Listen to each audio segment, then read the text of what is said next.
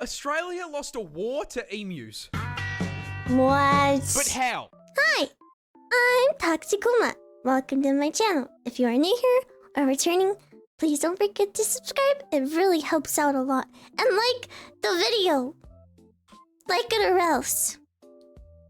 Hello. Okay, if you hear anything in the background, it's my two cats. I got a new cat recently, like a week ago. So they're now playing together a lot. So if you do hear them, please ignore it. I can't make them stop. Thank you. This seal is such a menace that he routinely gets the cops called on him. No way, wait, that's kind of funny. Protagonist, Neil the Seal, a 600-kilo absolute unit of a southern elephant seal from my home state of Tasmania in the land down under, who is known for, above all else, being an absolute fucking menace to polite society. But despite his crimes, we all still truly love him. But what are his crimes? Well, he was getting a bath. He seems to just fucking hate traffic cones and road safety in general. Has regularly been caught trespassing, and then once he has been caught trespassing, belligerently screaming at locals because they won't give him his fucking fish, and has been known to just block roads by plopping his fat ass down directly in the middle of them. However, hands down, the funniest shit he has ever done was just straight stopping this random lady from going to work. I shit you not. This motherfucker crawled out of the ocean, up the beach, crossed the road, absolutely fucking bodied this woman's poor letterbox, and then proceeded to plant himself directly in front of her fucking car. Sorry guys, I can't go to work today. There's a seal in front of my car. What the heck? He's crazy. That's so funny. Because this half-ton beefcake was camping her driveway for so damn long. Local news had time to drive out to her house and cover the fucking story. Now, this is a lot of menace for a single seal to cause. But the funniest part of this is, old mate isn't even fully grown. He's like 5 years old. If you think he can fuck things up now, wait until he's nearly 2 solid-ass tons of blubber. That's kind of scary. And takes issue with the wall of your house. I do not think that seal damage is covered on my fucking insurance plan, dude. In Australia, they should really have insurance for like everything. So if anything happens, like with any animal, oh my gosh, they have it covered. People get shocked when I whip out like a flawless American accent. So I've got like a really thick Australian one, right? But I am not above just... Dude, I can't wait to go get like burgers later, man. I'm like so hyped for burgers, dude. I fucking love cheeseburgers. Dude, you been watching the NFL? Super Bowl was crazy this year, man. Eagles just like fucking dumpstered the Chiefs, bro. He has a really, really interesting, like, it's like a surfer's accent. I feel like everyone who's not American tries to do an American accent. It's just surfer bros. Which, I mean, I guess that makes sense. Because everyone else, if they do a British accent, they're like a cup of tea. So, you know, it makes sense, I guess. But I think it's so silly. Australia lost a war to emus. What? But how? How the f*** did we lose an armed conflict with flightless birds? Well, it all started in 1932 when farmers in Western Australia wanted to grow wheat. There was just one major problem. That's emu territory, and emus really like wheat. And coming in at 6 foot tall and 40 kilos in weight, they can eat a lot of it. So when breeding season came around, the emus migrated through the farmland, and these poor farmers were overwhelmed by a tyrannid swarm of man-sized poultry, 20,000 emus strong. These feathered tanks then proceeded to completely steamroll through the fences into the fields and started laying waste to the wheat. The farmers attempted to fight back the initial wave with rifle fire, but their efforts were, putting it lightly, completely useless. This ginormous L made the farmers pretty bloody angry. 20,000 emu? That's a lot. What the heck? So they gathered together and went to the government to ask for help. Sir, 20,000 emus have hit the wheat fields. Fuck me, mate. No way they made a 9/11 reference. That's funny. And so the government declared the emus enemies of the state and sent in the army to commence the Great Emu War. The entire 7th Heavy Artillery Division was deployed to WA, armed with 2 LMGs, 10,000 rounds, and the sole objective to blast anything with feathers. A little bit excessive for an overgrown turkey if you ask me, and upon their first deployment, the army immediately ran into a major problem. Emus are fast. Oh, Speed. that's crazy. Whoa! Really fast, clocking a top speed of 50 kilometers an hour, which meant that once they opened fire, the emus would immediately bolt out of range of their weapons. Whoa. But they still took a crack at it, and then immediately stopped when both LMGs jammed after only dropping 12 emus. This embarrassment led the army to retreat and rethink their plan. That's kinda So a few weeks silly. later they returned, this time mounting the LMGs on trucks in an attempt to run the birds down. However, this also didn't work, because after figuring out that those trucks meant they were about to be turned into a KFC family bucket, the emus started leaving scout birds who would warn the flock of the approaching trucks. Whoa, and which that's gave also them a really cool thing I like about like these prey animals is that once surroundings change for them, they start to get really smart about their decisions and stuff. So, yeah. I don't know. I was gonna make a reference to that one T-Rex video that we watched about a T-Rex surviving in the rainforest, and that all the prey animals would just have a lookout to see if it was safe or not. But, yeah. enough time to book it before the army I just even think got that's really there. cool. And whenever they did catch the emus, they found out they were kind of... Because emus are mostly feathers, and there's a lot of places you can hit on them without doing any damage. That's Meaning it was crazy. taking around 10 bullets for every one bird. So after a month of blood, sweat, tears, and 10,000 rounds of ammunition, the army managed to bring down 960. The population was 20,000. This was an issue That's as, not a unlike lot. America, our defense budget is not a bottomless pit. So the army had wasted all that money to achieve absolutely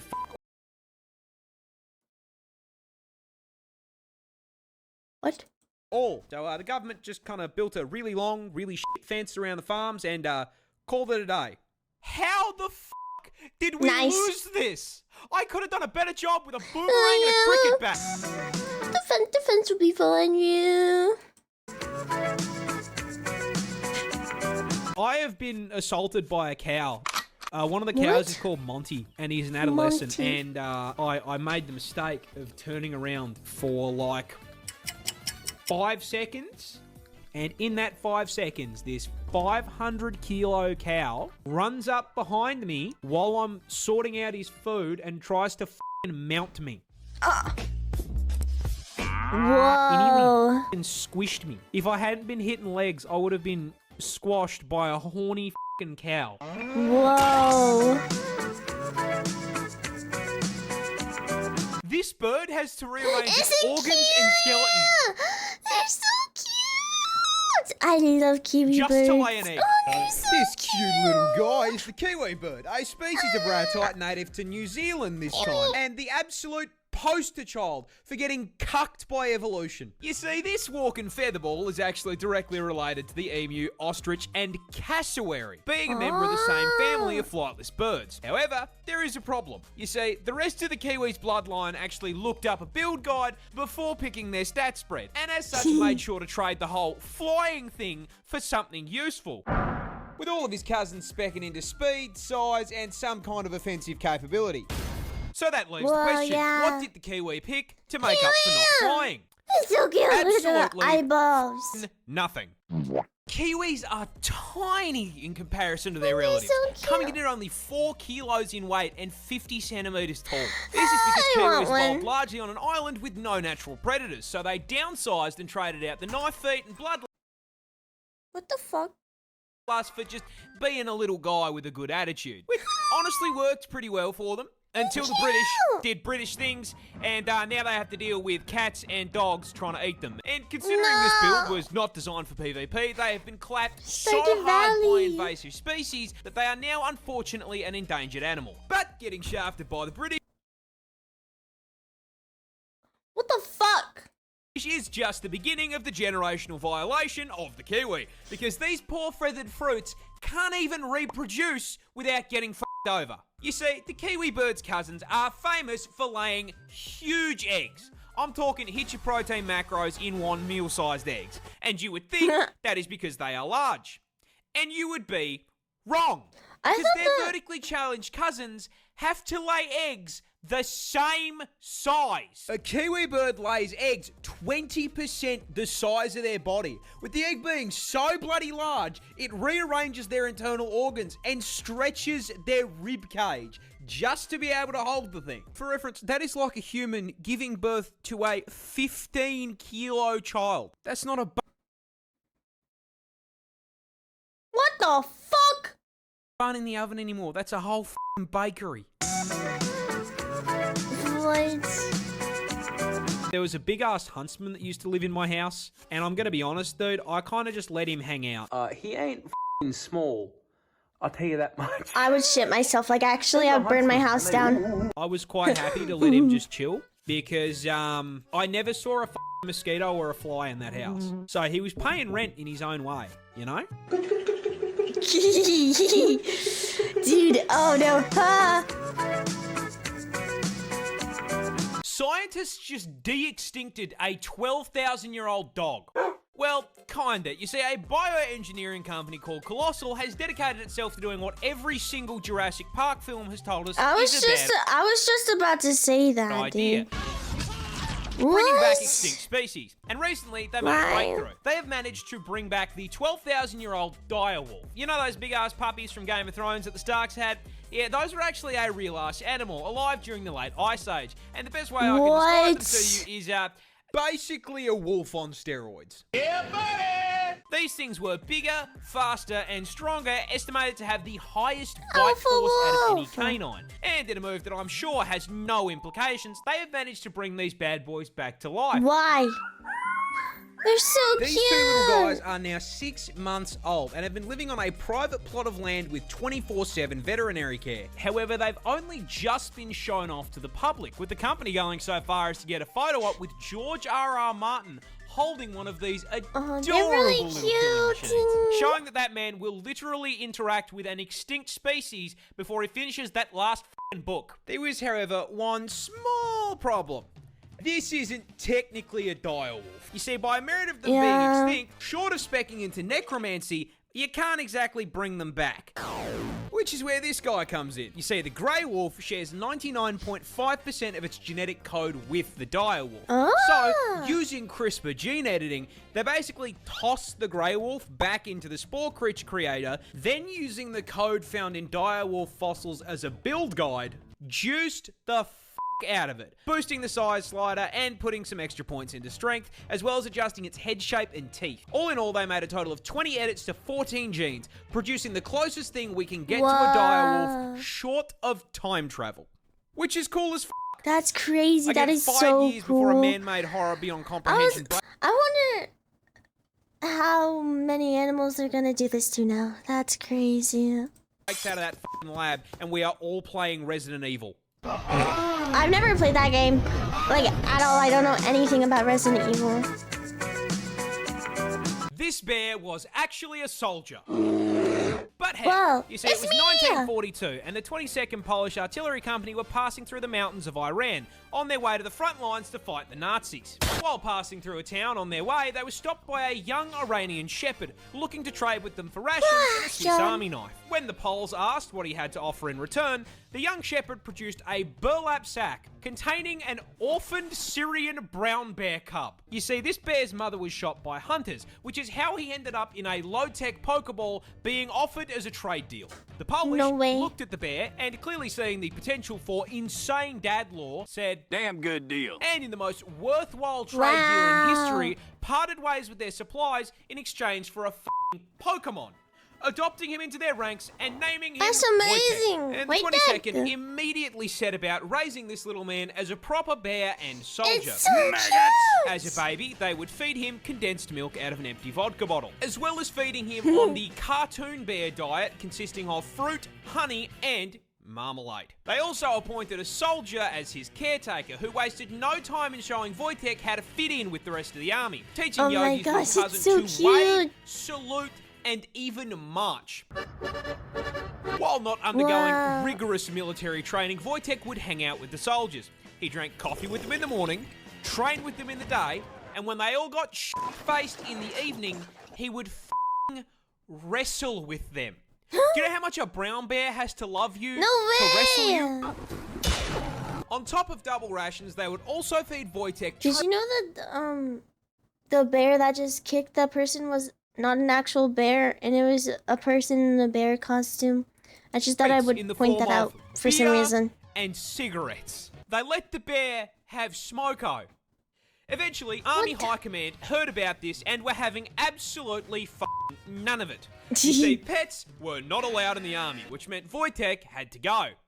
Or did he? Because the 22nd Artillery Company officially enlisted him. I'm doing my part. Yes, let's go. I'm doing my part. Wojtek was given a serial number and granted the rank of private. So when confronted about the very conspicuous bear in their ranks, they simply went, "That's not a bear, that's Private Wojtek." That's amazing. Wojtek took his new role very seriously, as during the Battle of Monte Cassino in 1944, Wojtek began using his bulk to transport artillery shells and ammo to soldiers engaged in combat. That's amazing. They had a fucking resupply bear. For his bravery, he was promoted to the rank of corporal, and the 22nd changed their insignia to a bear carrying an artillery shell. Oh, that's so cute. This absolute unit smoked, drank, and dropped artillery on the Nazis. Wow. That's such a cool bear. What the heck? Australia has just found zombified bugs. What? That's right, we are closer to the Walking Dead Down Under than you think. You see, just recently, a scientist by the name of Dr. Francois Broussard made a trek out to the remote savannah of the Northern Territory. Introducing that guy in The Walking Dead made me so freaking pissed, dude. Oh my gosh. With the goal of finding and cataloguing brand new species of insect unknown to science. I mean, me personally, I think we've found more than enough bugs, especially considering that half of them can send me directly into the f***ing soil. But what do I know, right? Stop Anyway, on his yawning. trip to the middle of f***ing nowhere, he stumbled across a colony of spiny savanna ants, which is a pretty normal thing to find out there. However, getting closer, he noticed something a little off. You see, the main ant colony was fine, completely normal. However, the several disfigured and deformed ant corpses clamped onto shoots of grass surrounding the colony like a Bug's Life version of Vlad the Inhaler. Yeah, those were significantly less normal. Broussard, mildly unsettled by the ant gore on his timeline, took samples for inspection, and upon getting a closer look, realised something both really cool and really spooky. The ants had been overtaken by fungus. Big old red ones. More accurately, a previously unknown strain of the cordyceps fungus, infamous around the globe for its ability to create zombie bugs. And the way it does it is unbelievably horrific. You see, it begins with a spore landing on an ant and producing a thin rope-like strand that penetrates and attaches to their exoskeleton.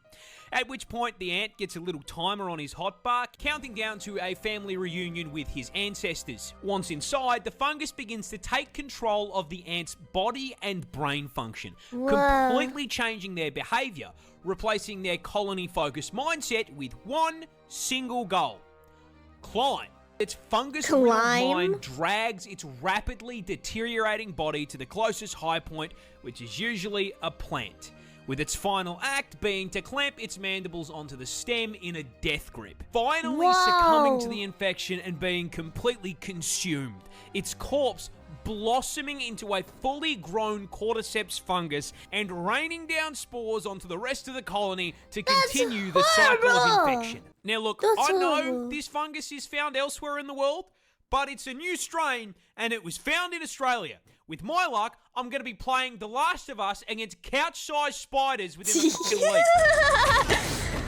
That's funny. Who wins? 100 men or one gorilla? One gorilla. So we're going to have to look at our fighters for the most anticipated cage match of 2025. No way. Did they actually do this? And in the red corner, standing at an impressive 6 feet tall and weighing a ridiculous 220 kilos. We have won 440 pounds? Holy fuck. Oh my gosh, wait, my cat's on my...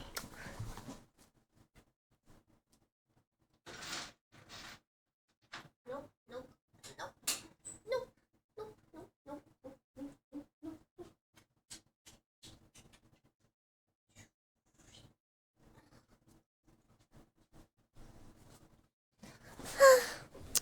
Kittens, let me tell you, they go everywhere.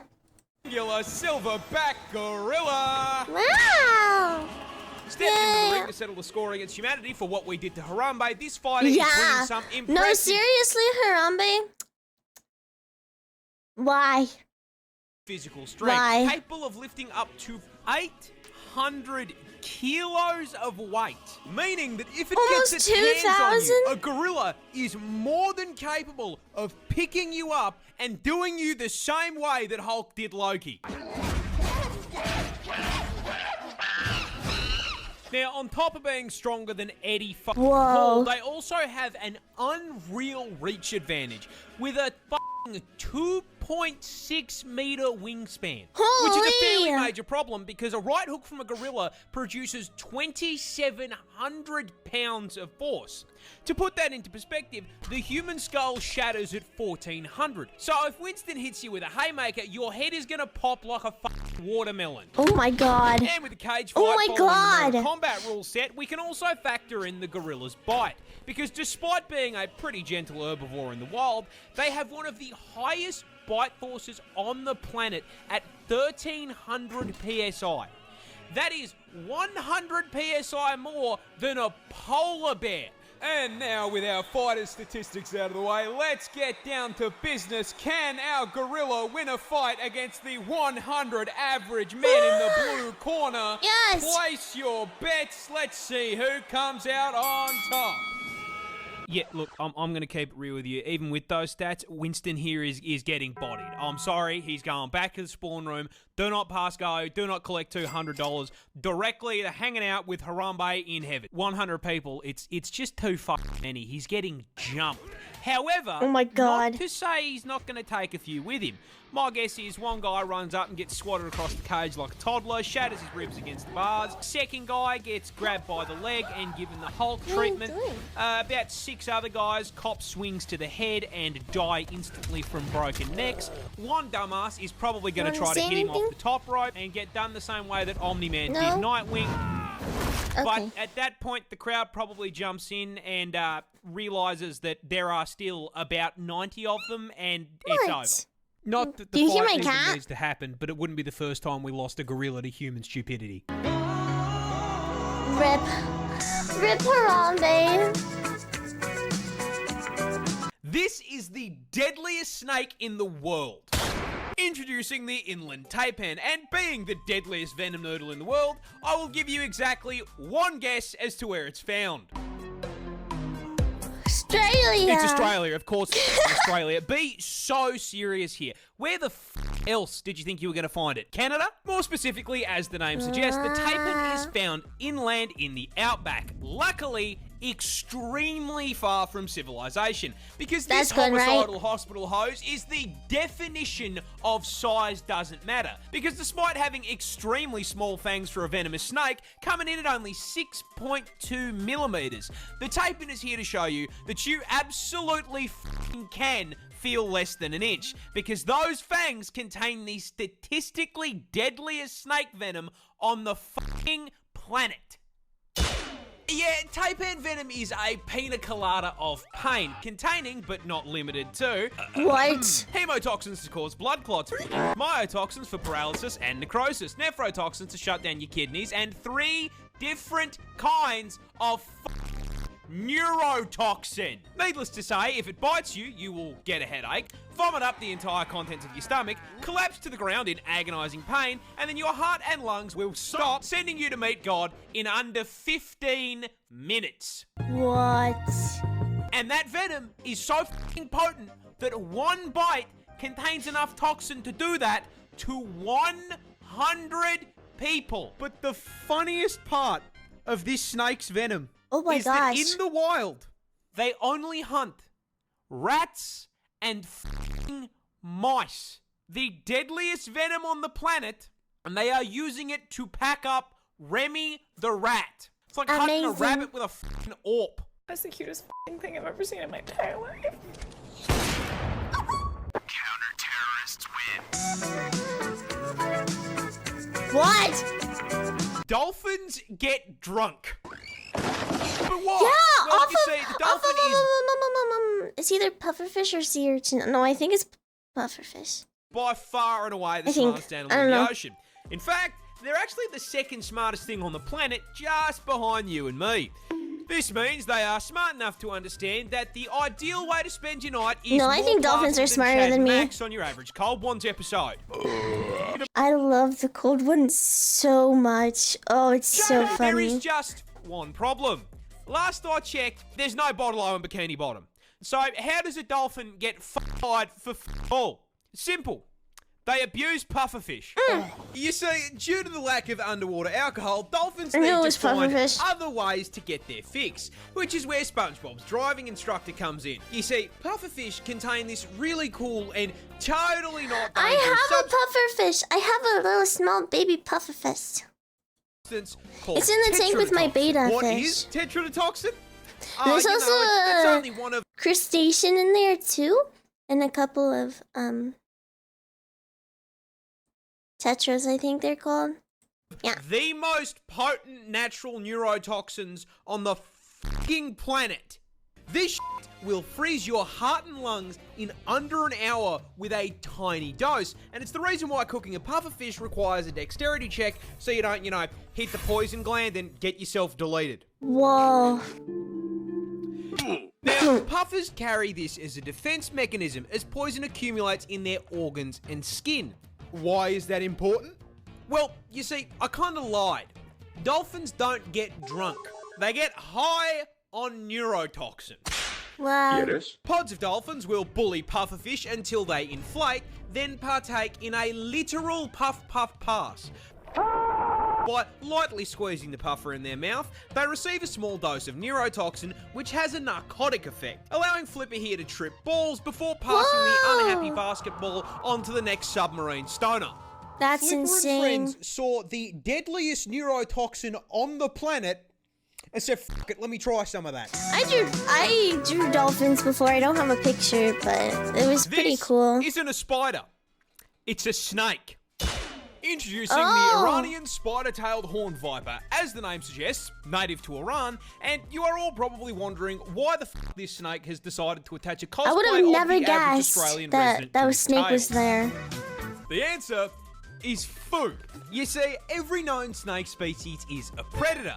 Some eat Bambi, others eat Remy, and the spider tail, Remy. not unlike myself, absolutely fucking loves KFC. But birds Chicken? famously Oh, birds. tend to fly. And last I checked, Why rope did, ropes don't why have did I wings. say chicken, dude? Oh my god. So how does this viper get his zinger box? The answer is, again, food. Birds. You see, birds eat insects, and the spider tail knows this. So rather than trying to chase his prey down, this lazy fucker has evolved the evolutionary equivalent of DoorDash. You see, when a viper feels like a meal, it'll start the hunt by finding a nice rocky outcrop to curl up on like a Wow. couch. And due to the camouflage on his scales, this snake Yeah. becomes practically invisible. Once he's nice and cozy, he begins to slowly wiggle his tail back and forth in front of his face. Oh, 'cause it perfectly looks like a mimicking the motion spider. of an insect. Think of this as him placing his Uber Eats order. Meanwhile, Wait, up that's in the actually air, really our undercooked smart. chicken tender is flying around when, holy shit, a free meal. What a delectable bug, just sitting there on that rock. And so, That's so Tweety Bird silly. swoops down to grab himself an insect Happy Meal. And just as he's about to reach his meal,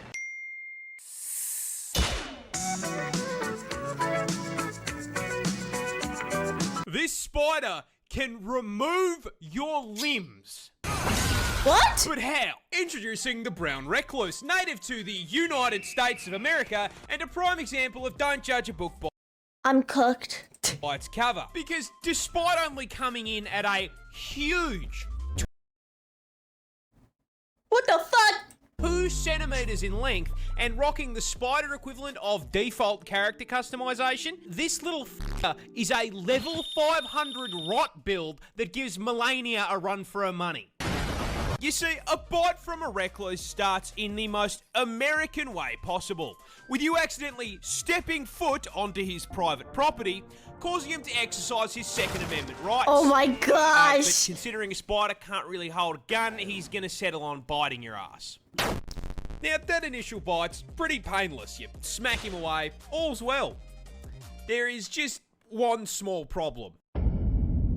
Congratulations, you are now the proud owner of necrotic venom coursing What? through your veins, which at first does nothing. You walk back to your house, the bite starts to sting a little more.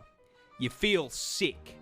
The wound swells, and the blood vessels around the bite burst, turning it a deep red. Over the next few days, that colour shifts from red to purple to black, as the venom literally destroys and kills the surrounding tissue in a process called necrosis. This causes the skin to literally I'm looking that up, hold on. rot and fall off of your body. And if you don't catch it in time, that rot's gonna spread. If you're lucky, it'll only make you violently ill and leave permanent scarring. If you're unlucky, it just keeps spreading and venom starts to destroy your blood cells and shut your organs down. Now, there's kind of only one solution to that, but you weren't using that arm anyway, right? Oh my god. That's crazy.